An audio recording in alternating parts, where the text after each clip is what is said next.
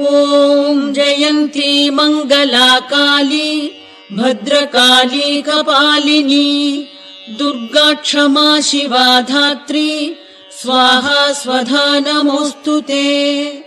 जय त्वं देवि चामुण्डे जय भूतार्तिहारिणी जय सर्वगते देवि कालरात्रि नमोऽस्तुते। मधुकैढभविद्रा विविधातृवरदे नमः। रूपं देहि जयं देहि यशो देहि द्विषो जहि। महिषासुरनिर्नाशि भक्तानां सुखदे नमः। रूपं देहि जयं देहि यशो देहि द्विषो जहि। रक्तबीजवधे देवि चण्डमुण्डविनाशिनि।